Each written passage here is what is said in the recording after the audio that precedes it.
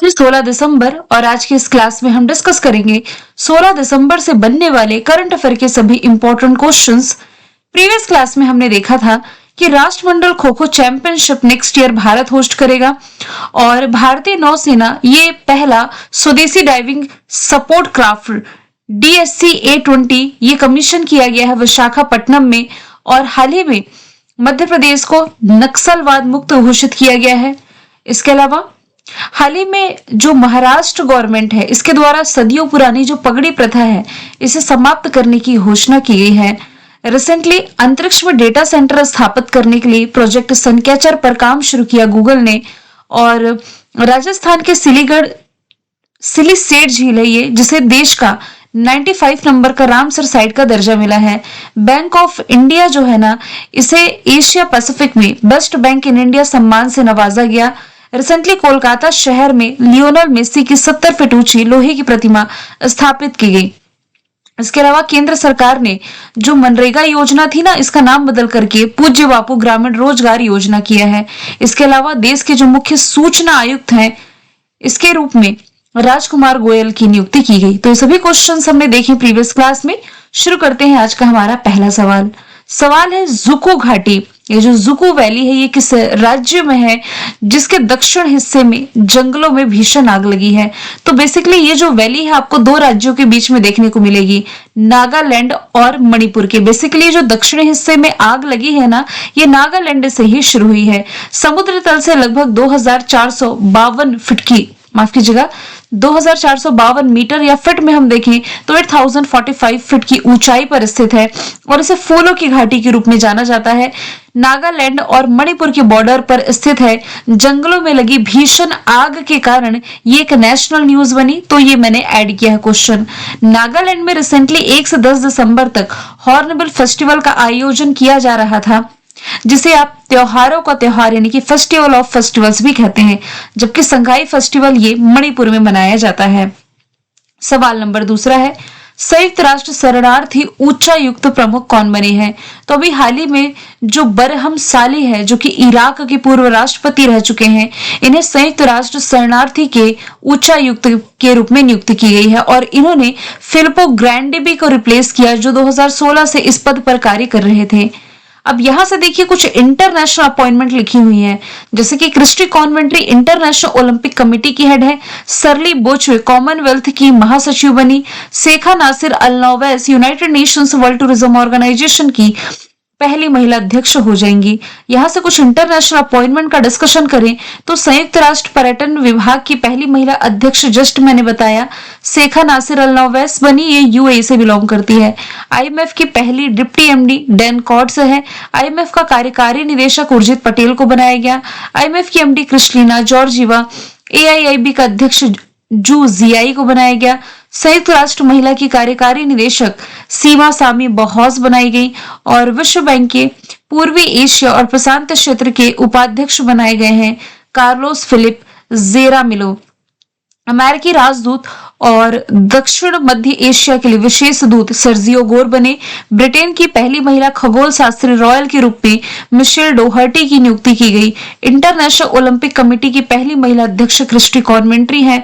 Commonwealth की महासचिव सरली बोचवे यूनाइटेड नेशन जनरल असेंबली के 80वें सत्र की अध्यक्षता जर्मनी की एना लेना ब्यारबाक कर रही है। ट्विटर के सीईओ लिंडा याकारिनो, डब्ल्यूएचओ के महानिदेशक टेड्रोस अधानोम, यूनिसेफ के कैथरीन रशेल और एफएटीएफ के एलिसा दे एंद्रा माद्रोजो, यूनाइटेड नेशंस के Antonio Guterres, international cricket council के जय शाह, डब्ल्यूटीओ में यानी कि वर्ल्ड ट्रेड ऑर्गेनाइजेशन में भारत के स्थायी राजदूत सिंथियल पांडियन है। बिम्स्टेक के अध्यक्ष बनने वाले पहले भारतीय इंद्रमणि पांडे और वर्ल्ड बैंक के अध्यक्ष अजय बंगा हो जाएंगे। सवाल नंबर तीसरा है, जूनियर पुरुष हॉकी वर्ल्ड कप 2025, इसमें भारत ने कौन सा मेडल जीता है? तो रिसेंटली भारत के नाम रहा है bronze medal. Option number C इसका राइट आंसर हो जाएगा। भारत ने पहली बार इसमें ब्रॉन्ज मेडल जीता है। फाइनल से पहले खेले गए ब्रॉन्ज मुकाबले में भारत ने किसे हराया है? अर्जेंटीना को 4-2 से हरा करके जीता है और इससे पहले भारत 2 गोल्ड और 1 सिल्वर जीत चुका है। तो भारत ने तो ब्रॉन्ज जीता है, इसमें गोल्ड जीता है जर्मनी ने। किसे हरा करके?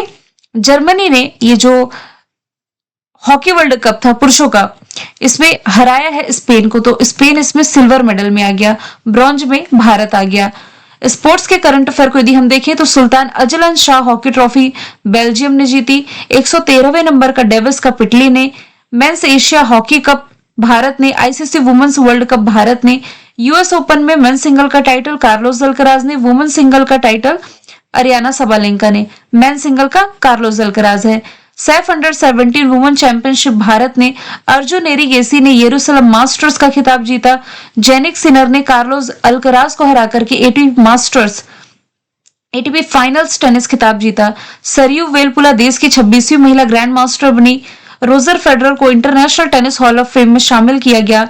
मलेशिया में सुल्तान जोहर कप हॉकी प्रतियोगिता में भारत की जूनियर हॉकी टीम को रजत पदक से संतोष करना पड़ा है। फिडे वर्ल्ड कप गोवा ने होस्ट किया। डायमंड लीग में नीरज चोपड़ा ने सिल्वर मेडल जीता। वर्ल्ड चैंपियन ऑफ लेजेंड्स का खिताब साउथ अफ्रीका ने जीता। फिडे महिला शतरंज विश्व चैंपियनशिप जीतने वाली पहली भारतीय महिला दिव्या देशमुख हो जाएंगी। अगला सवाल है, अर्टन कैपिटल द्वारा प्रकाशित ग्लोबल पासपोर्ट रैंकिंग 2025 में भारत किस स्थान पर रहा है? तो रिसेंटली जो ये रैंकिंग रिलीज की गई ना, इसमें इंडिया को 67 प्लेस पर रखा गया है। अब देखिएगा कि मैंने कुछ दिन पहले आपको हेनले पासपोर्ट इंडेक्स बताया था जिसमें कि इंडिया की रैंकिंग 85 थी। ये है अर्टन कैपिटल द्वारा प्रकाशित ग्लोबल पासपोर्ट रैंकिंग, जो कि पासपोर्ट को उनके मोबिलिटी स्कोर के आधार पर रैंकिंग देता है। कहने का मतलब है कि एक पासपोर्ट धारक कितनी जगहों पर जा सकता है, कितने देशों में वीजा फ्री की सुविधा है, वीजा अराइवल की, इलेक्ट्रॉनिक ट्रेवल ऑथराइजेशन का, साथ ही ज्यादा स्कोर इक्वल टू ज्यादा ग्लोबल मोबिलिटी किस पासपोर्ट की है, किस देश के पासपोर्ट की है, उस हिसाब से रैंकिंग रिलीज की जाती है। जिसमें कि यूएई ओवरऑल आप देखें तो टॉप पर है, इसके बाद सिंगापुर स्पेन है, भारत को इसमें 67 प्लेस पर रखा गया है।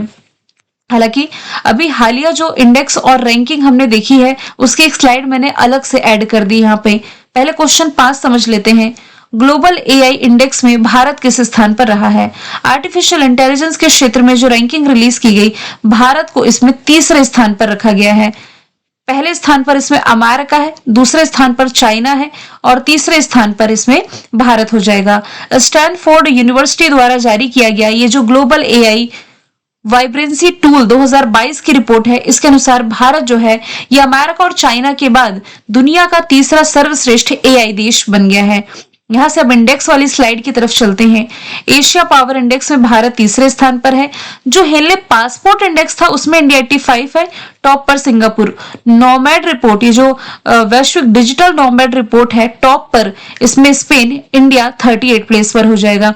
ग्लोबल इनोवेशन इंडेक्स में टॉप पर स्विट्जरलैंड, इंडिया 38 है।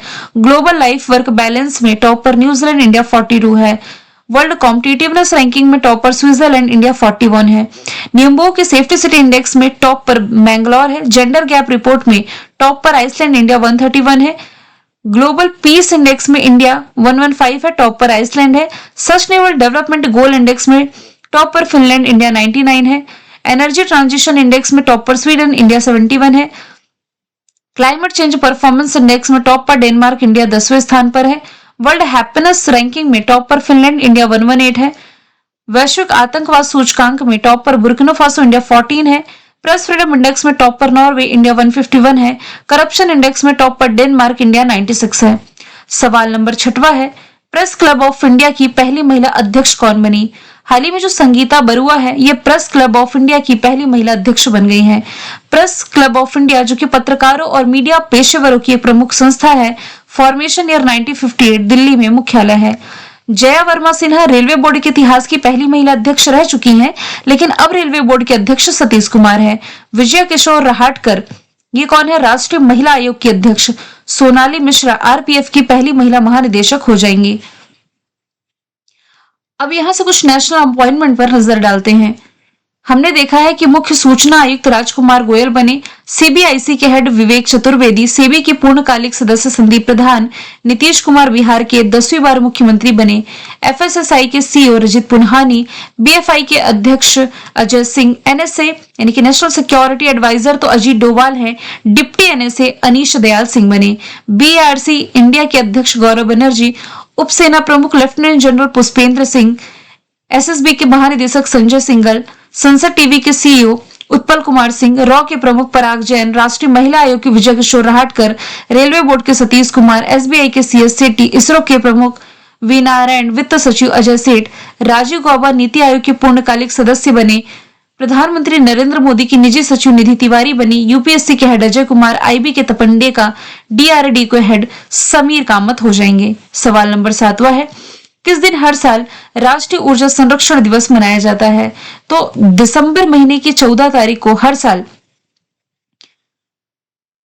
राष्ट्रीय ऊर्जा संरक्षण दिवस मनाया जाता है, जिसका मुख्य उद्देश्य है ऊर्जा के विवेकपूर्ण उपयोग, दक्षता और संरक्षण के बारे में अवेयरनेस फैलाना, ताकि पर्यावरणीय समस्याओं से निपटा जा सके और भविष्य के लिए सतत विकास सुनिश्चित हो सके। और ये कब मनाया जाता है, क्यों मनाया जाता है, ये तो हमने देख लिया। ये मनाया जाता है भारत सरकार का जो ऊर्जा दक्षता ब्यूरो है इसके द्वारा। दिसंबर महीने में 1 दिसंबर वर्ल्ड एड्स डे रहा, 2 दिसंबर राष्ट्रीय प्रदूषण नियंत्रण दिवस, 3 दिसंबर अंतरराष्ट्रीय दिव्यांगजन दिवस, 4 दिसंबर अंतरराष्ट्रीय चीता दिवस, 5 दिसंबर वर्ल्ड सॉइल डे, 7 दिसंबर सशस्त्र सेना झंडा दिवस, 9 दिसंबर अंतरराष्ट्रीय भ्रष्टाचार विरोधी दिवस, 10 दिसंबर वर्ल्ड ह्यूमन राइट्स डे, 11 दिसंबर यूनिसेफ डे और 12 दिसंबर को अंतरराष्ट्रीय सार्वभौमिक स्वास्थ्य कवरेज दिवस मनाया गया। 8वें नंबर का सवाल है, किसे टाइम मैगजीन के द्वारा time entertainer of the year 2025 चुना गया है?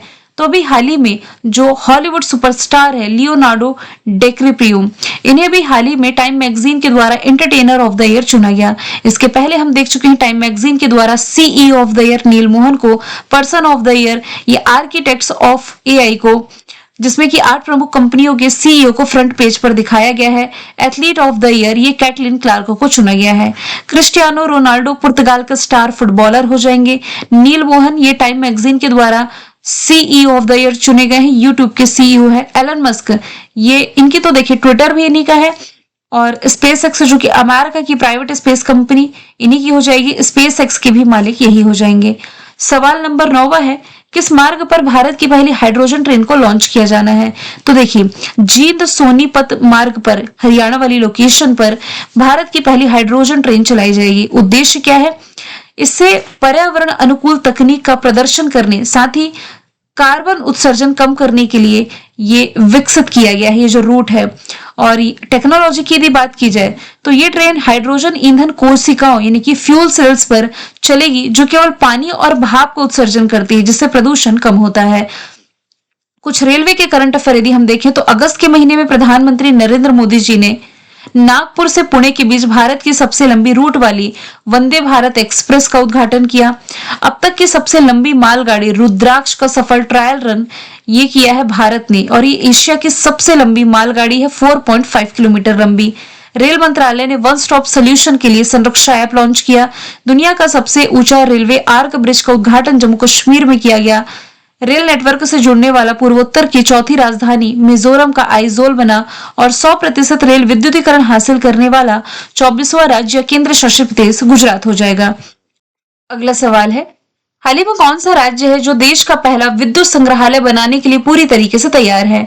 तो आंसर इसका हो जाएगा बिहार। बिहार राज्य में मतलब जो राजधानी पटना, यहाँ स्थित बंद पड़े करबी गहिया थर्मल पावर स्टेशन के करीब 3 एकड़ का जो कैंपस है, यहाँ पर देश का पहला ऊर्जा संग्रहालय बनने जा रहा है। और ये भारत का पहला, दुनिया का चौथा ऐसा म्यूजियम होगा जिसका निर्माण लगभग 200 करोड़ रुपए की लागत से किया जाना है। बिहार अभी चर्चे में भी था क्योंकि यहाँ पर इलेक्शंस का माहौल था। 10वीं बार मुख्यमंत्री ये बनकर के आ गए हैं नीतीश कुमार। इसके अलावा बिहार की राजधानी पटना, जहां पर 6 मंजिला बापू टावर हमने करंट अफेयर में देखा था। 94 नंबर का जो देश का रामसर स्थल है, ये बिहार का ही बना था, गोगी बिल, लेकिन अब 95 नंबर का बन चुका है राजस्थान का। नाम बताना है आपको कमेंट बॉक्स में। जाति आधारित जनगणना की शुरुआत करने वाला पहला राज्य बिहार ही है। इसके अलावा डिजिटल वोटिंग सिस्टम की भी शुरुआत बिहार में ही की गई है। झारखंड में भारत का सबसे बड़ा हाई कोर्ट और सरहुल फेस्टिवल रिसेंटली मनाया गया। उत्तर प्रदेश की राजधानी लखनऊ को सिटी ऑफ गैस्ट्रोनॉमी में चुना है यूनेस्को ने। सिटी ऑफ गैस्ट्रोनॉमी में शामिल ये दूसरा भारतीय शहर है। पहला कौन हो जाएगा? हैदराबाद। देश की पहली एआई टीचर केरल की राजधानी तिरुवनंतपुरम से लॉन्च की गई थी। नाम था आइरिस। मैंने कल आपसे पूछा था आर्मंड डुप्लांटिस किस कंट्री से संबंधित है, जिन्हें 2025 में विश्व का पुरुष एथलीट ऑफ द ईयर चुना गया? आंसर था स्वीडन। आज का सवाल आप लोगों के लिए है, भारत की पहली 24/7 ऑनलाइन अदालत की शुरुआत कहाँ की गई है? आंसर इसका जो भी आप कमेंट बॉक्स में बताएं। मिलेंगे नेक्स्ट वीडियो में। Thank you so much.